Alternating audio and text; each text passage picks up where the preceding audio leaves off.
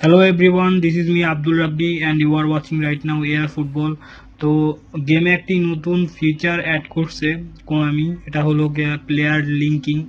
তো আসলে player linking আসলে কিভাবে কাজ করে এটা আমি এখন বিস্তারিত আপনাদেরকে বলবো। তো প্রথমত আপনারা দেখতেছেন রুবিন আমরিমের মধ্যে আমি কিভাবে প্লেয়ার লিঙ্কিং করতেছি।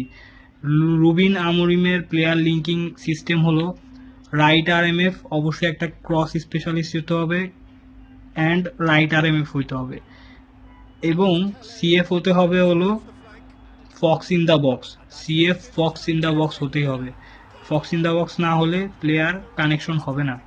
এই দুইটা যখন হবে তারপরে যায় আপনি প্লেয়ার সিস্টেমে যায়, ওখান থেকে আপনি কানেক্ট করতে পারবেন। রুবিন আমরিমের প্লেয়িং স্টাইল হলো আউট ওয়াইড।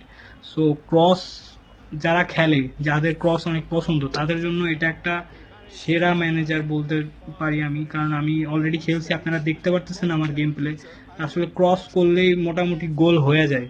তো যারা ফ্রিতে এই রুবিন আমরিম কার্ডটা, মানে রুবিন আমরিমের এই ম্যানেজারটা পাইছেন, অবশ্যই এটা নিয়ে একটু এক্সপিরিয়েন্স করে দেখেন যে আসলে কীরকম খেলে, আসলে প্লেয়ার কানেকশনটা কীরকমভাবে হয়, বন্ডিংটা কীরকম হয়, কীভাবে কাজ করে। আগে এক্সপিরিয়েন্স করেন, এরপরে আপনারা চাইলে জোসে মরিনোর ম্যানেজার কার্ডটা নিতে পারেন। আর জোসে মরিনো ম্যানেজার কার্ডটা আসলে মেইনলি আসতেছে কুইক কাউন্টার দিয়ে। হ্যাঁ, যারা জানে যে জোসে মরিনো কিন্তু 2009 সালে ইউসিএল জিতছে, ট্রেবল জিতছে আসলে।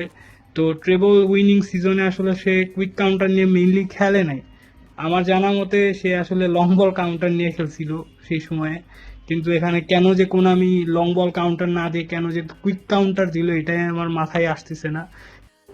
তো জোসে মরিনোর প্লেয়িং স্টাইল অনুযায়ী তার প্লেয়ার কানেকশন হলো গিয়া, আপনার একটা রাইট আরএমএফ লাগবে হোল প্লেয়ার, এবং একটা অ্যাটাকিং মিডফিল্ডার লাগবে ক্রিয়েটিভ প্লেমেকার। আপনারা দেখতে পারতেছেন যে কিভাবে আসলে কাজ করবে, এখানে দেওয়া আছে ইনস্ট্রাকশনে। সো যারা কুইক কাউন্টার খেলে তারা অবশ্যই এই ম্যানেজারটা নেবেন।